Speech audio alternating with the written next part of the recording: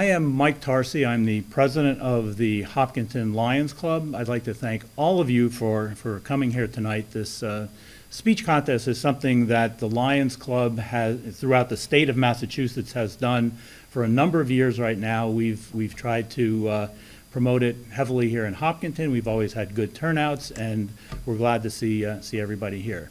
I'd like to first express my appreciation to all the students who have volunteered to make presentations tonight. I know you guys are busy. I'm sure it's end of the term and you've got soccer games and basketball games, all this other stuff, but thanks for taking the time out to do this. I think you'll find this to be a very worthwhile night. The judges, I would like to thank all of you also. This is not an easy volunteer job, and we appreciate the time you're putting in to help us out here. And for HCAM as well. HCAM, the TV studio, let us use this room, and they're taping this. Eventually, we're allowed to broadcast this, but not until farther on in the process of the statewide tournament. We're not allowed to do this until other contests have taken place and so on. So eventually, this will be made available to you, but for right now, we're just going to tape it and keep a hold of it. And then also, thanks to all the community members, friends, family who showed up. I think you'll help make this a worthwhile night for all the students. What I would like to do is just give a quick explanation of how tonight's going to play itself out and a little bit of the rules here, just so everybody's aware of what's going on. The subject, as everyone knows here, is environmental crisis, fact or fiction. This is a statewide topic. The Lions Club in Massachusetts has a statewide committee that picks topics, and as we're doing this, there's dozens, if not literally hundreds, of other Lions Clubs throughout the state who are having very similar contests. What happens? The judges here tonight will evaluate each of you on, I think, three things: the delivery, your effectiveness, and kind of the text of what you do, and we'll announce a winner and a second place contestant, a second place finalist. The winner, we've allocated $200 as a prize for the winner this year, $100 for the second place prize. The winner will then represent Hopkinton in the next level of the competition. So in the Lions Club, there are groups of clubs called zones, and our zone happens to be Hopkinton, Marlborough, Sudbury, and Stowe. As a matter of fact, the zone chairman, Chris Gaborio, is in the back keeping an eye on this to make sure we're doing this by the book. But anyway, whoever wins this, sometime in January, there'll be a zone competition with the 4 winners there. And then there's a couple levels eventually leading up to a state finalist and a state competition. So I'd like to wish you all good luck. And there are some things that will change over the course of the, as you progress further on, but I'd just like to let you know that this is the start. Let's see, and just look at my notes, make sure I don't forget anything. Everybody's speech tonight is targeted to be between 5 and 8 minutes long. I think you've all seen that in the rules. There's actually penalties for undershooting or overshooting that time frame. So you really want to be in the 5 to 8 minute time frame. Things will start once you're up here and comfortable and start to speak. So don't feel rushed to get up here. Just get up here, be comfortable, and then start your speech.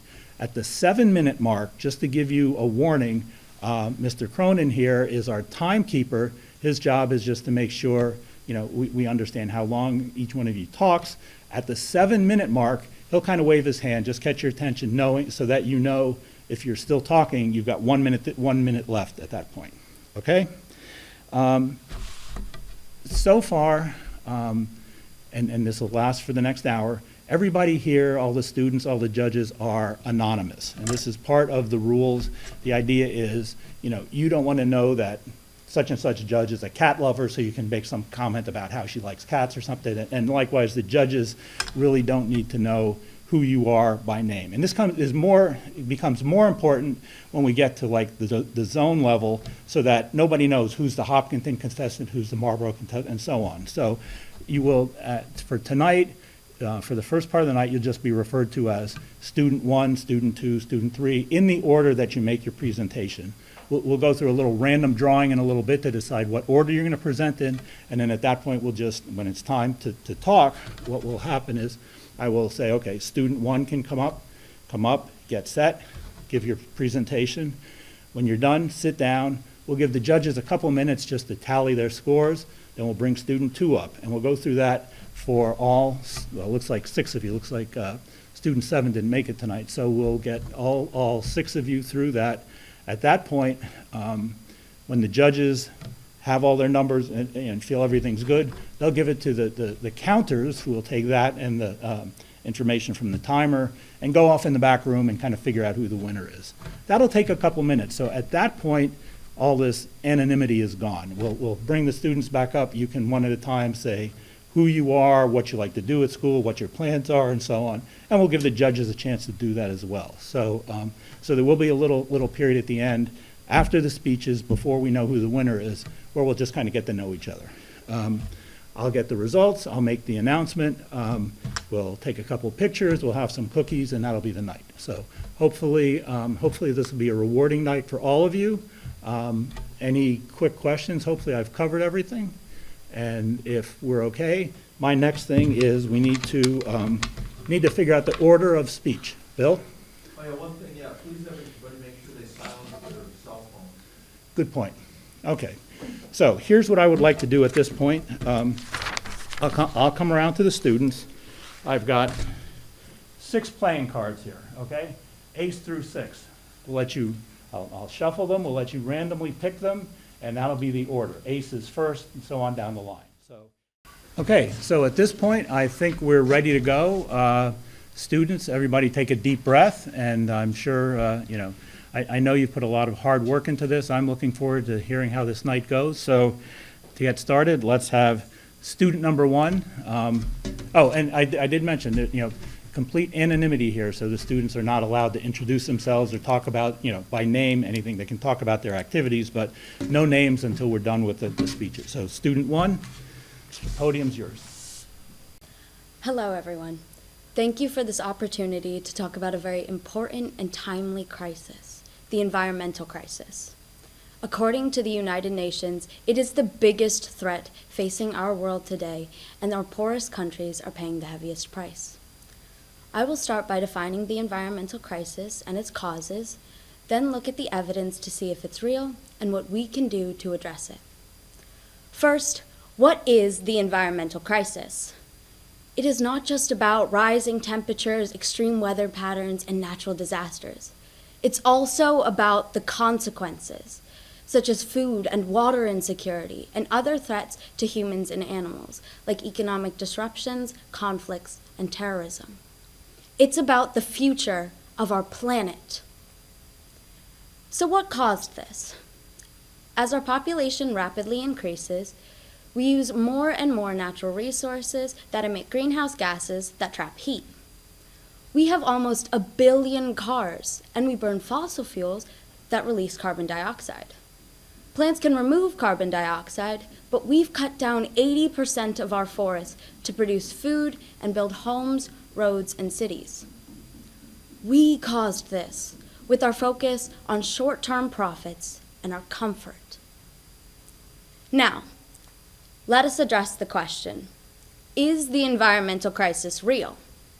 Skeptics would say that global warming is nothing new, but what used to happen over hundreds of thousands of years is now happening in mere decades.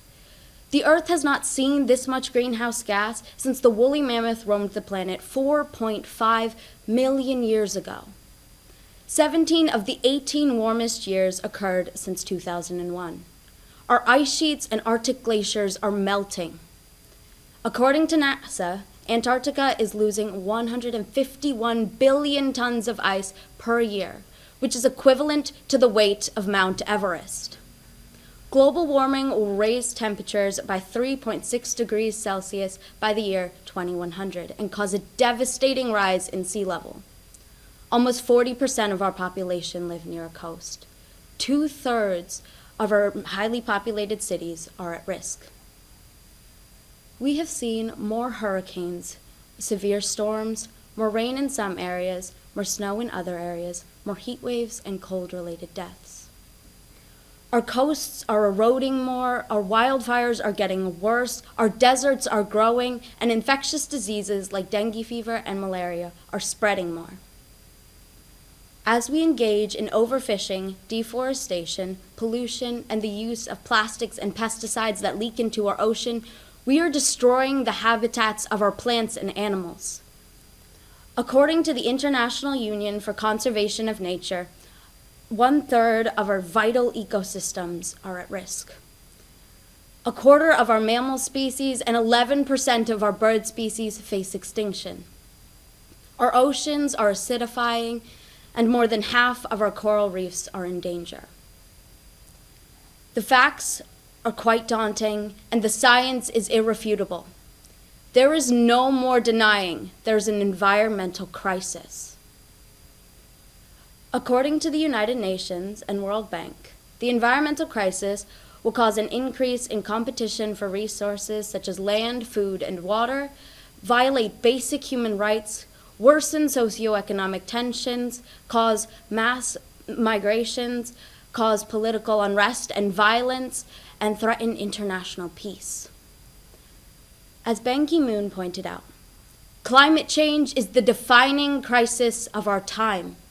It is a global crisis, and none of us are immune. But our greatest losses are faced by our children and our youth, our women, our elderly, our disabled, our minorities, and our indigenous people.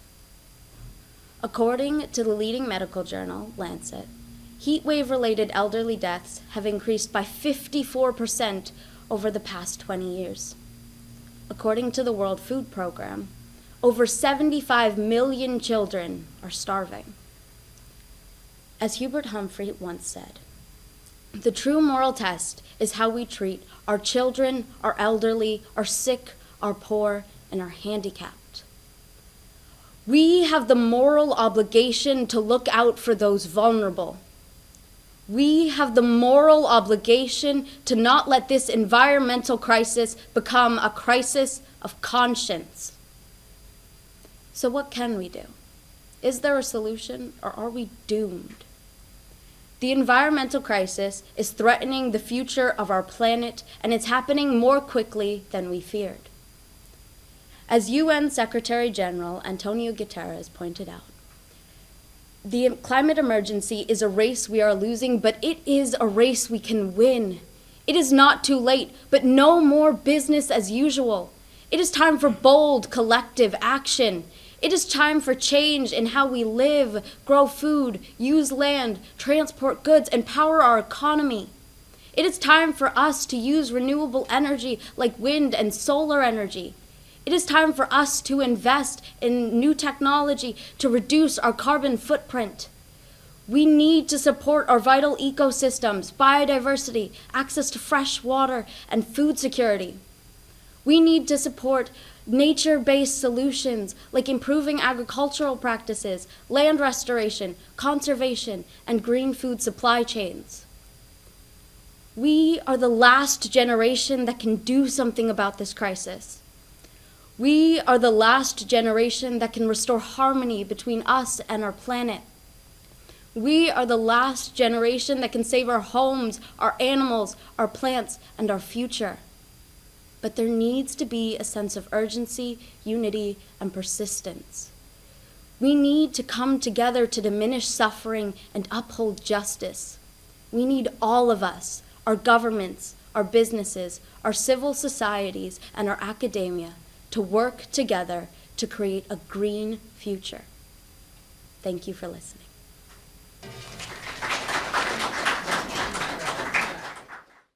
Okay, thank you. Let's take a minute. We'll let the judges kind of get caught up, and then we'll be ready for student number 2.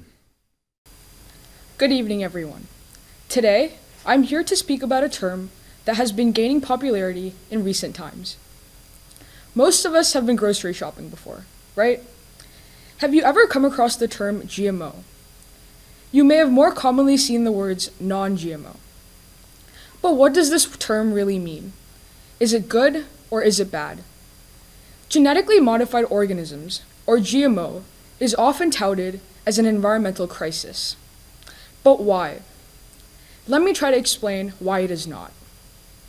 In layman's terms, genetic modification, or genetic engineering, refers to the artificial manipulation of a plant, animal, bacteria, or virus in a laboratory to create something new.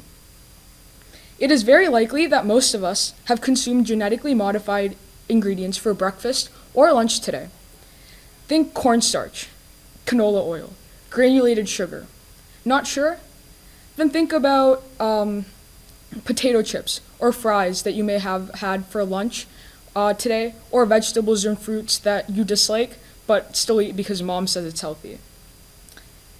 Zucchini, squash, apples, pineapples. Okay, so you may be thinking to yourself, yes, I've had these foods before, but what is the big deal? I'm actually here to reinforce and tell you that it is not a big deal. In fact, humans have been genetically engineering organisms through practices such as selective breeding. The controversy around genetic modification of crops and its rise as the next big environmental crisis isn't something that began recently. It began in the late 70s and early 80s. However, with the prominence of groups such as Right to Know, Just Label It, and March Against Monsanto, in the last decade, there has been an increased interest in understanding the negative impact of GMO as it relates to human health. Does it trigger allergies? Does it cause organ damage? Is it carcinogenic? Does it result in gene transfer? I want to highlight here that there have been over 100 research studies till date comparing the differences between genetically modified foods and traditionally grown foods. Two major health groups, including the American Medical Association and the World Health Organization, have independently evaluated the results of these studies and have concluded that genetically modified foods are safe for consumers and are no more likely to be harmful than traditionally harvested sources of food. Not only is it safe for people to consume genetically modified crops, but they have a myriad number of benefits, one of them being the ability to reduce famines. Crops are modified to protect themselves from pathogens, insects, parasites, and other threats. This means that farmers who use these crops could improve crop yield or increase production of the target crop. This could help food become more accessible and affordable for consumers. These crops could also be engineered to become more nutritious, providing essential vitamins to populations that struggle to get specific nutrients needed for healthy living. Genetically modified crops could also help revert some of the changes caused by climate change. The National Science Foundation funded the Realizing Increased Photosynthetic Efficiency project. This project found that plants could be genetically modified to optimize photosynthesis by roughly 40%. Photosynthesis is the process of using sunlight, water, and carbon dioxide to produce water and oxygen. If plants are more productive, they will be able to reduce the amount of carbon dioxide found in the atmosphere. Other crops are being engineered to become more resilient to the effects of climate change, such as erratic weather behaviors and variations in soil conditions. Scientists are also currently working on engineering plants that can collect nitrogen from the atmosphere. Nitrogen is often used as a fertilizer, but while it is beneficial for plants, it can pollute groundwater and can accelerate climate change. Since these plants can draw nitrogen on their own, over and under fertilizing is no longer an issue. As the world rapidly changes, it is important for us to invest in technologies and practices that are more efficient in solving problems. 3.1 million children and around 9 million people in total die from hunger alone. The negative effects of climate change make it harder for farmers to produce the quantity of food needed to feed the current population. Destigmatizing the term GMO will take us one step closer to helping humanity and our planet Earth. Thank you so much for listening. Okay, at this point, student number 3. We are the first generation to feel the effect of climate change, and the last generation who can do something about it, says former President Barack Obama. Climate change as of 2022 is taking one of the largest tolls on our planet. We see the devastating effects it has on everyday life, like global warming, pollution, water pollution, acid rain, public health issues, genetic engineering, and overpopulation are all a part of the environmental crisis Earth is facing at this moment. This year, I am a high school student. In the near future, I'll be able to get my permit and then hopefully my license. Not long after that, I'll be a legal adult who can make their own decisions. And like many people my age, I have dreams and aspirations. I see myself in the future as an artist, a doctor, a lawyer, and in many other career paths. But I'm worried that all these dreams and aspirations must be put aside because of the ever-increasing environmental crisis the Earth has been facing. The Earth has been around for 4.5 billion years. Modern humanity has been around for a fraction of that time. Yet we have caused so much negative impact on the world. According to National Geographic, greenhouse gases have gone up 48% since the 1850s. In fact, the NOAA, National Oceanic and Atmospheric Administration, states that July 2021 was the hottest month ever recorded, with records dating back about 142 years. As most of us know, global warming is fundamentally caused by the buildup of heavy greenhouse gases, such as carbon dioxide and methane. They trap the sun's heat in the atmosphere, effectively warming the planet. This causes problems like rising temperatures and the melting of ice, which then causes rising sea levels. Now, more than ever, the production of greenhouse gases is rising exponentially, affecting the environment even more drastically. It is hard to deny the effects of climate change, but the lines get blurred when asked how big of a crisis it is, or even if it's a crisis at all. When I talk to many of my peers, they all respond with the same, "Yeah, but it doesn't affect me," or "That's the next generation's problem." This is also the mentality of many older generations, but that's where we have it all wrong. National Geographic lists some effects that global warming could cause later on. Sea levels are expected to rise between 10 and 32 inches. Hurricanes and other storms are likely to become stronger. Floods and droughts will become more common. Less fresh water will be available, since glaciers store about 3/4 of the world's fresh water. All of these are expected to happen within the next century, but even then, some might still view global warming as a distant problem. The NOAA also states that that global temperatures have risen 1.98 degrees Fahrenheit since 1901. And with the growing amounts of carbon being put into the atmosphere, the temperature is going to increase faster and faster, which would then lead to severe weather conditions, and later, the extinction of many animals. Future generations deserve to live these childhood experiences that we got to live, without having to worry about animals going extinct or the earth being set on fire. Many of us have heard countless speeches about Earth's ecosystem, or read articles on how polar bears are dying because of melting ice caps.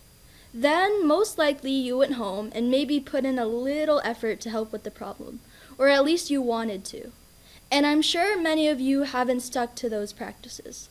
I too have been in the same position, and some of it isn't our fault. You would assume that when the end of the world, like the ones we see in movies, starts happening in real life, people would be freaking out, right? But how come many people can look past climate change? Time magazine says it's because it lacks the me component. Nobody wakes up in the morning and looks at the long-term climate forecast, says David Robeek, an international consultant and author, formerly with the Harvard School of Public Health. They ask what the weather is today, where I live, and how it's going to affect me. But we are missing that climate change does impact us directly as well. It can impact human health by worsening air and water quality, increasing the spread of certain diseases, and altering the frequency or intensity of extreme weather events. Not only that, but food and electricity will be more expensive. With all this information, it is clear to see that the environmental crisis we are dealing with right now is a horrifying but true reality, and it's only going to get worse from here. It raises the question of what you can do as an individual to minimize these effects. The easiest thing to do is change up small portions of your lifestyle, such as taking the effort to recycle or skipping out on meaningless car rides. Simply doing these things will bring us closer to our goal of slowing down climate change and saving the earth. Thank you for your time.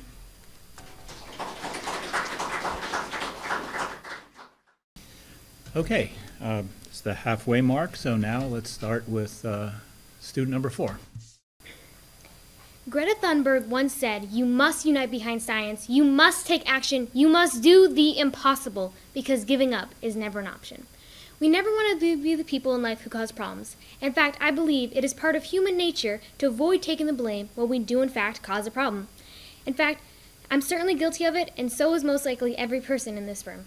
Climate change is the problem that every person on Earth is responsible for making. Now, we can either be the people who blame it on others, or we can be the people who try to do something to fix the problem. We've been given the opportunity to be the doers of the world, the people who are not only willing to accept the problems we create, but to try to do something about them.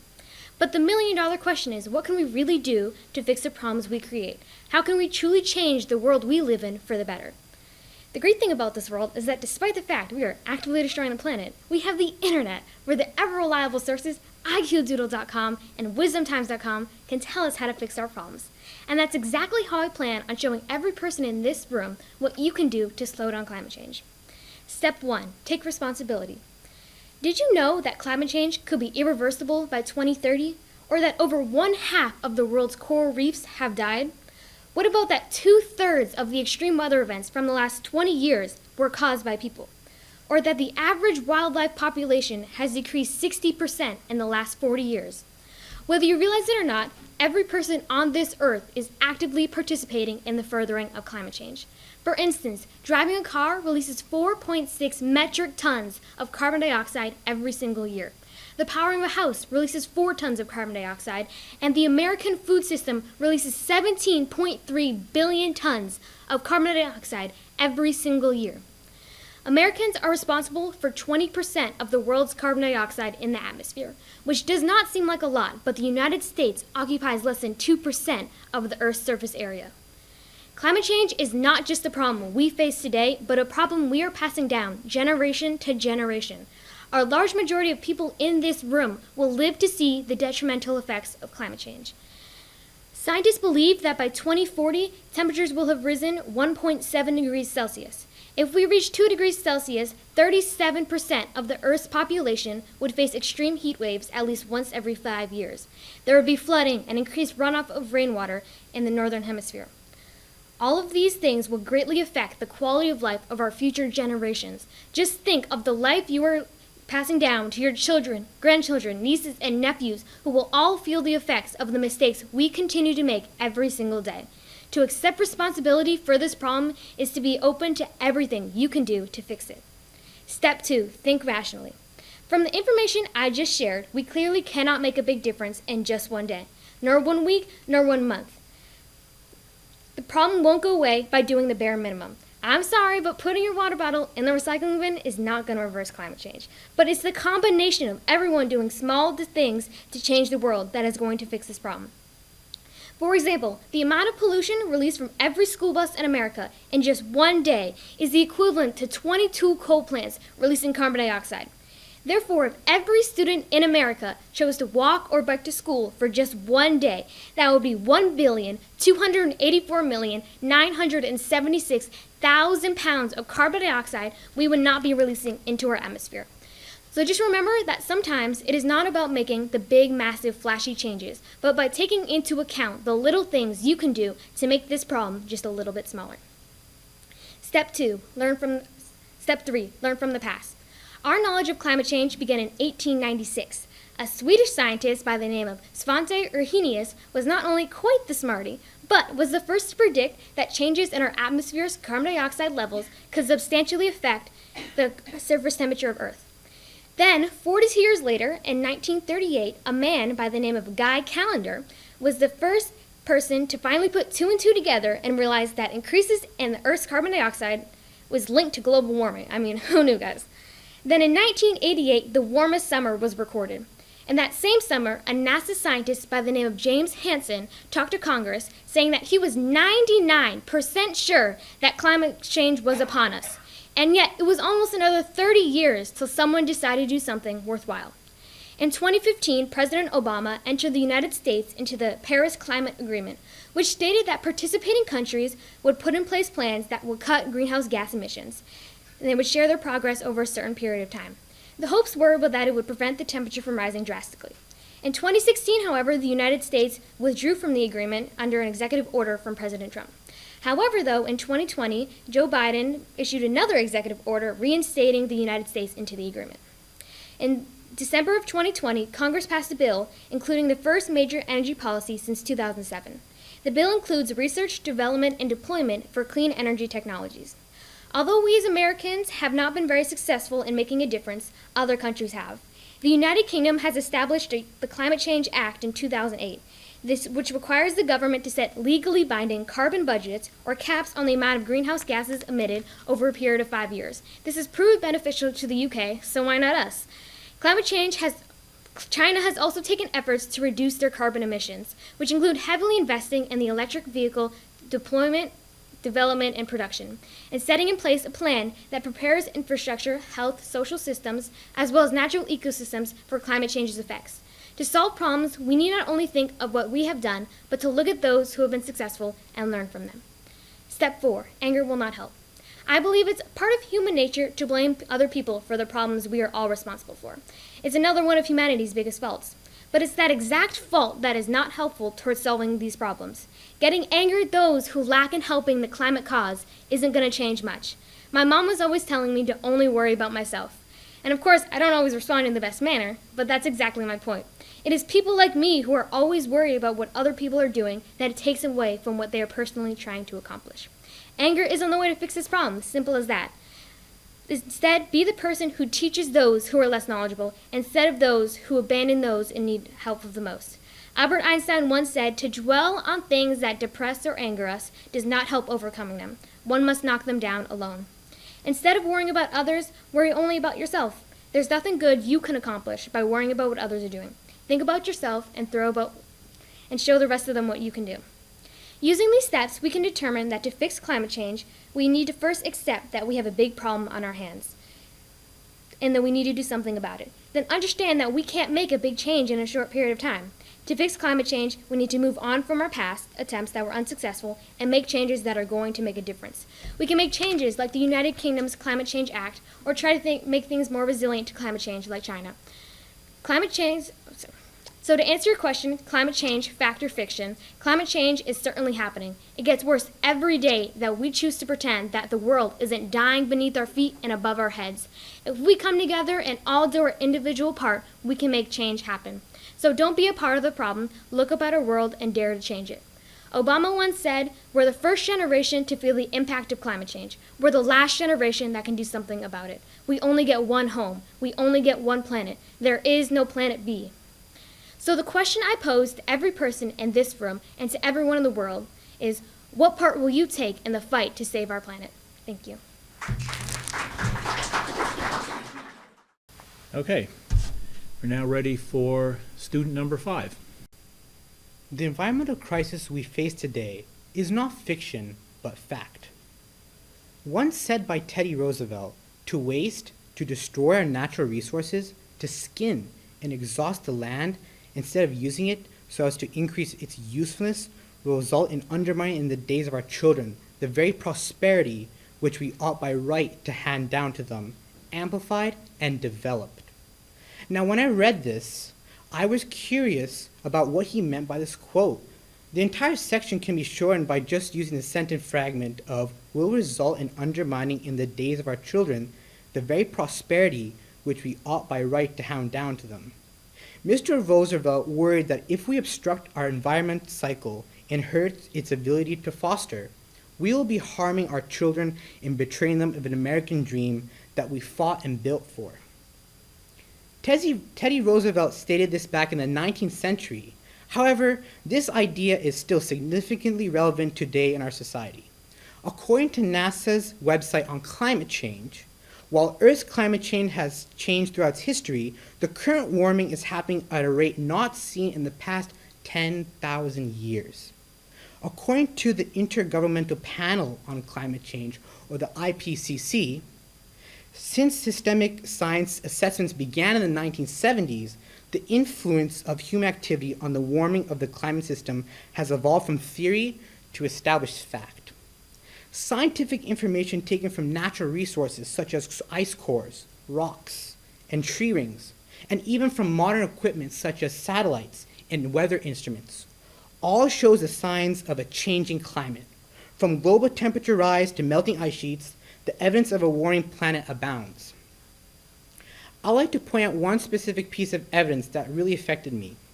The current warming is happening at a rate not seen in the past 10,000 years. That is astonishing. We as humans have been around since 4.6 million years ago, and ever since then, we have had the highest global temperature rate increase recorded in over 10,000 years. It is clear that the catalyst for this dramatic change can be traced back into the two big words, Industrial Revolution. The Industrial Revolution began in Great Britain around the 1830s. It relied on irrigation power and coal to either control the machinery that makes textiles, clothes, and other goods, or to use them for other purposes.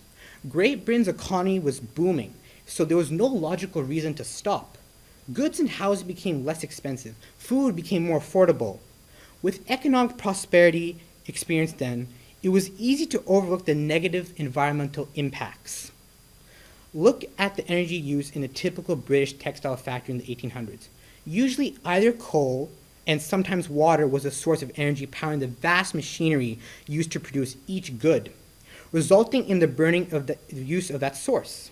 When that source is burned, it releases a byproduct of carbon dioxide into the atmosphere.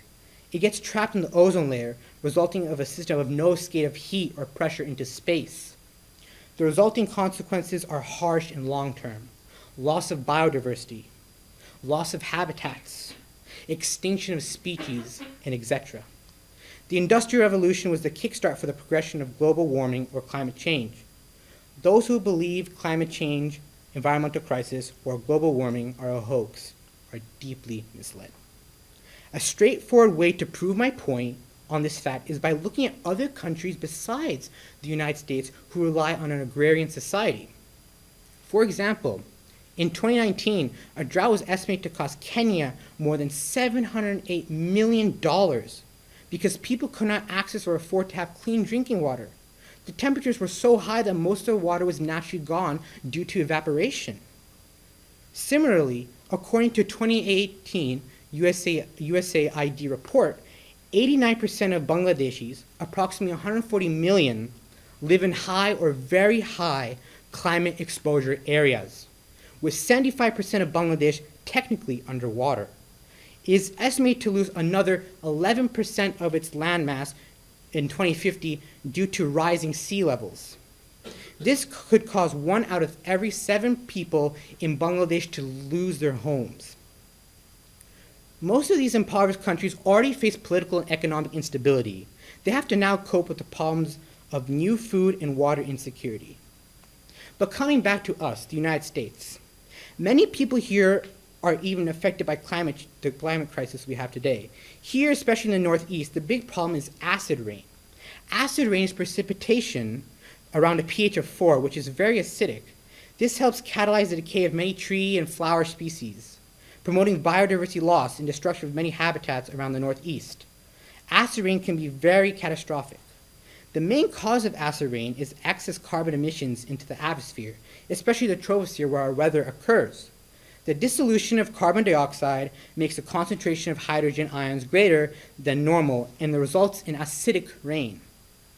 Acid rain that seeps into the ground can dissolve nutrients such as magnesium and calcium that trees need to be healthy. Acid rain also causes aluminum to be released in the soil, which makes it difficult for trees to soak up water. All this sounds very depressing, but I'm here to tell you that we, the generation, are those kids that Teddy Roosevelt spoke about, and that there's still time for us to fix what we have broken in the past. And I believe that we can fix that. Thank you.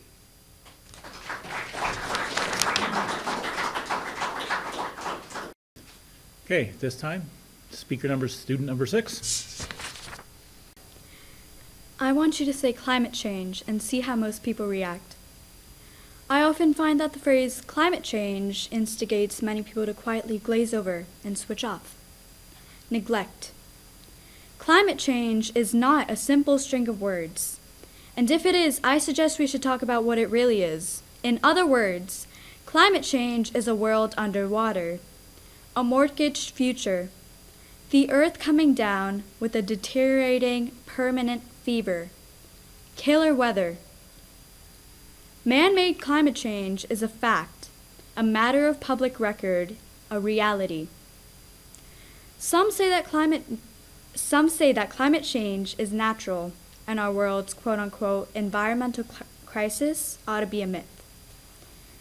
A story our corrupt scientists tell us, and our fear-mongering governments and politicians continue to preach.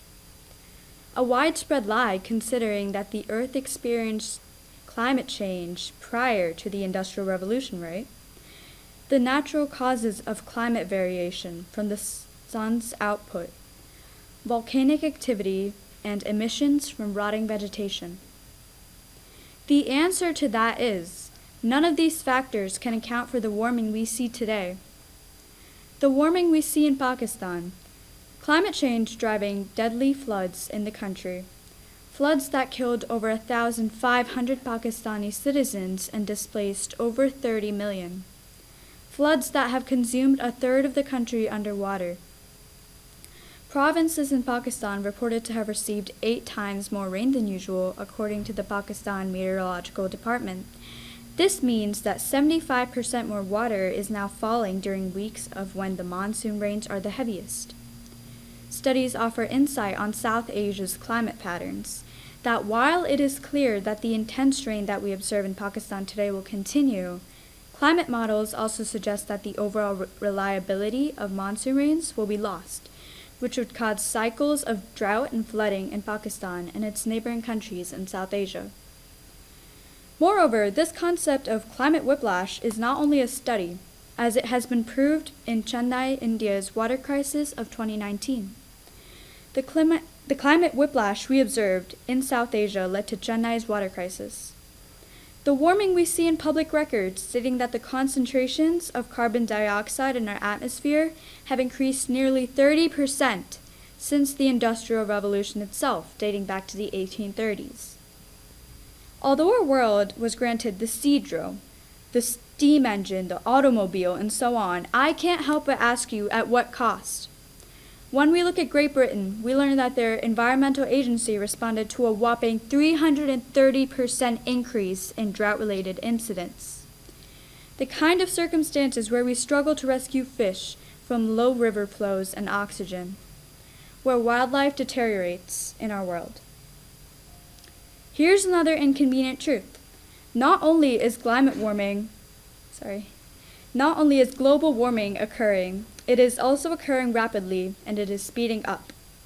Occurrences such as South Asia's water crisis and Britain's droughts, glacial damage, crop damage, and normal weather patterns are not going to be the same. In fact, they'll worsen. They'll become more frequent, and to your surprise, they already are. In case you want a more familiar, recognizable example, let's talk about the weather in Massachusetts for the last month. Massachusetts experienced a new high of 74 degrees on Saturday, November 3rd, 76 degrees Fahrenheit through Sunday and Monday. In retrospect, looking back to 2015 or 2017 even, Massachusetts was experiencing 65 degrees Fahrenheit and 70 degrees Fahrenheit, respectively. How much higher can we build the walls around our coasts? Our sea levels proceed to rise, our storms get fiercer, and you may ask yourself, are these exaggerations? No. We, scientists, we all may be underplaying the risks our world is yet to face. Global warming, similar to climate change, is a deceptive phrase. It does not sound threatening. It does not worry you all that much. As far as you know, you're checking your weather app at the beginning of November, of all months, Seeing a 76 degrees on your screen, swiping right out. You're asking your Alexa how the weather is tomorrow so you're prepared for the next 9 to 5 job workday. An American average of a 16-mile work commute, leading to around 404 grams of carbon dioxide emissions per mile, if we're looking at the average passenger vehicle, and that is your way to work alone. And I am also guilty of these feelings and experiences towards climate change. Though I believe that it needs to be recognized that climate change is far too true to be good. Thank you. Okay, very good. Don, could you collect the three judges' papers, and then you, Bill, and Joe can head into the back room and tally them all up. That kind of ends the formal part of this. First, I would like to, again, extend thanks to the judges. I know this is no easy task for you. Thank you very, very much for what you've done over the last hour. Let me be the first one to mention to the students. Students, I can tell this topic resonated with all of you. I can see that there was no small amount of work put into everything here.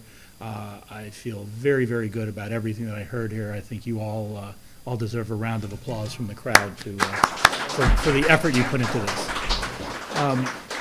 So now's the time to throw away all this anonymity and no name kind of business. What I like to do is just have students come up one at a time. Take a minute. You're not on the clock anymore, but take a minute and give us a little background, where you are in high school, what you're interested in, college plans, activities, anything you'd like to share with this group. We've got, I'd say we've got a good 10 minutes while the judges do their stuff. So why don't we go in reverse order? Let's start with number 6, and we'll put you back up here first. Again, quick overview, anything you'd like to share with the crowd, okay? Hello, good evening. My name is Vagmi Shukla, and I'm a freshman at Hopkinton High School. A few of my interests are tennis. I hope to join the tennis team later in the spring this year. I am also very interested in neuroscience, and I hope to pursue something in the neuroscience field later in the future. The medical field in general. I have always been fascinated by neuroscience, and it's been my goal for a few years now. I studied a lot about it over the summer, and I joined the club, and I was hoping to participate in the Brain B2 later this year. And I have also been doing Indian classical dance since I was in about 2nd grade. I used to live in New Jersey, where I was very influenced by the Indian American population there. And yeah, that's about it. I like to write a lot. I've been trying to get into poetry lately, but yeah, that's about it. I don't know what to say, but thank you. Okay, continuing reverse order, number 5. Hi everyone, my name is Ryan Darbanga. I'm a senior here in Hopkinton High School. My interests are, I like to swim a lot. I was on the swim team. I also like to volunteer a lot, so I'm in community service and I do Red Cross as well.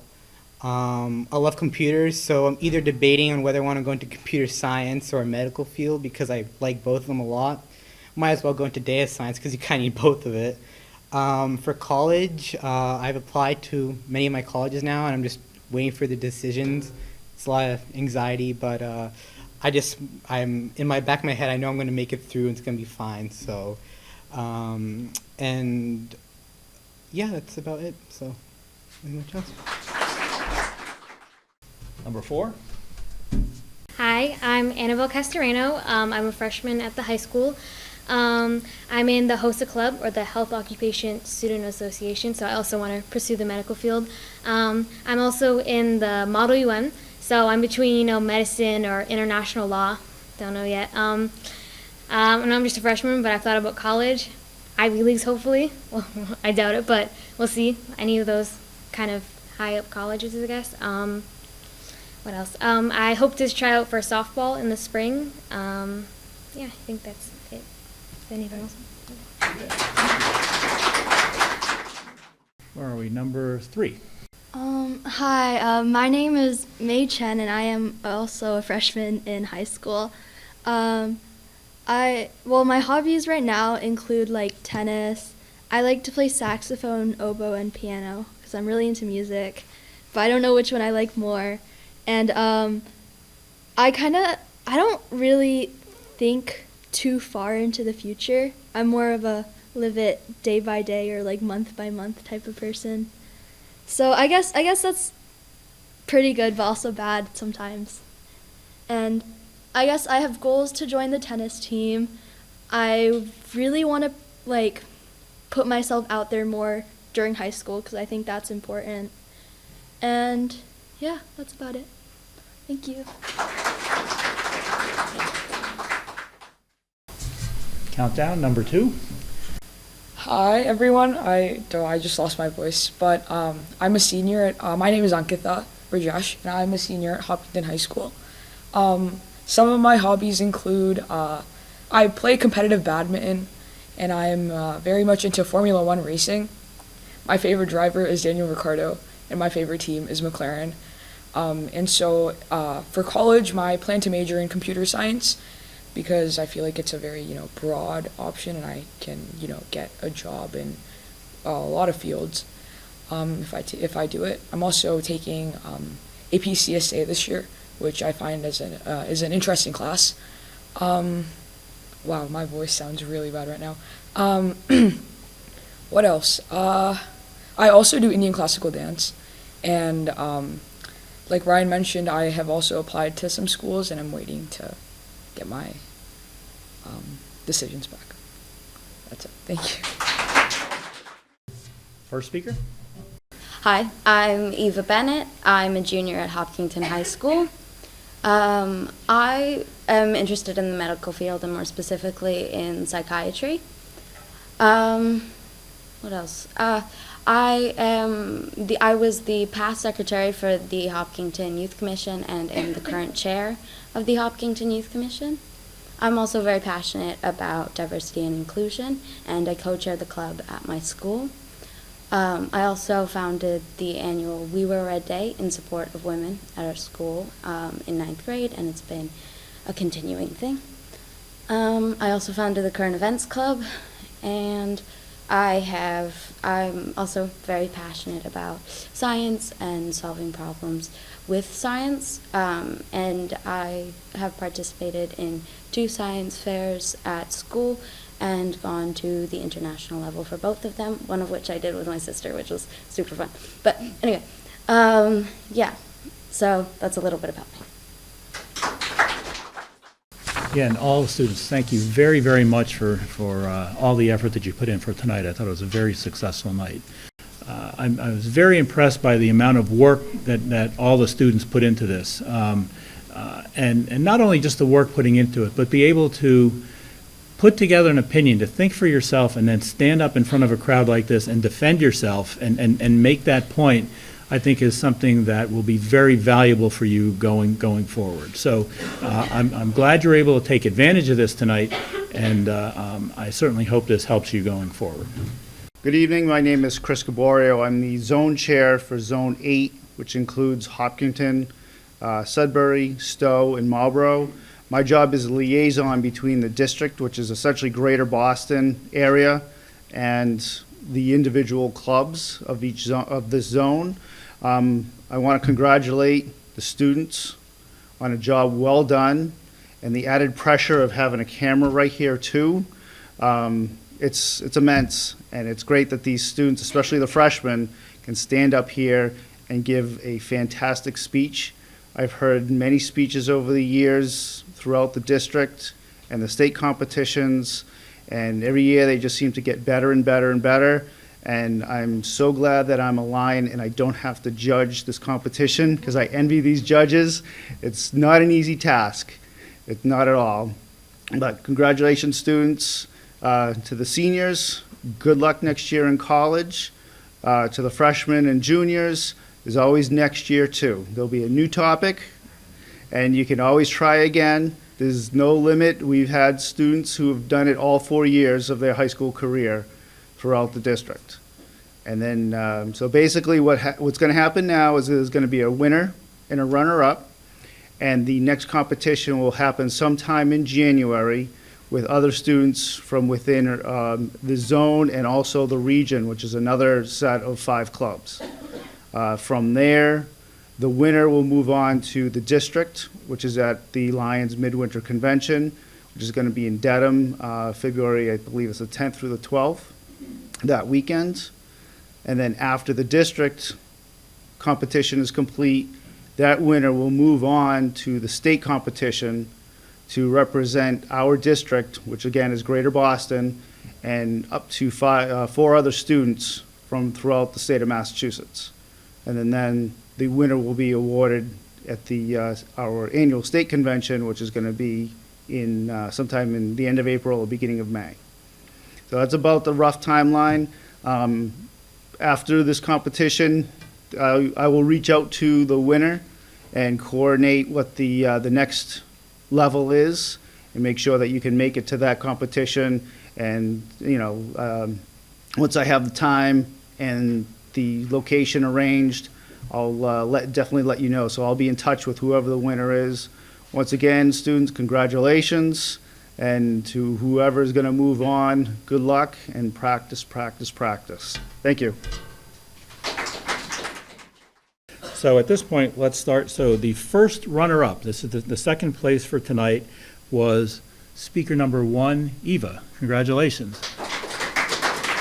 And the winner this evening was speaker number 5, Ryan. Congratulations.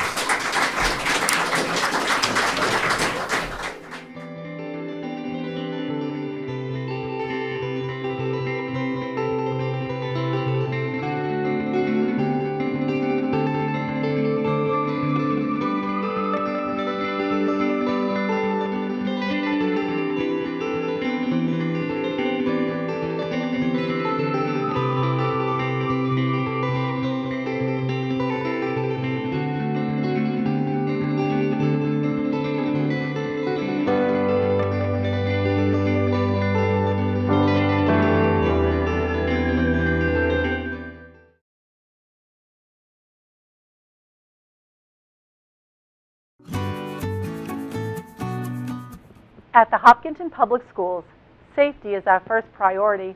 Our students need to feel that they are safe before they can begin learning and growing.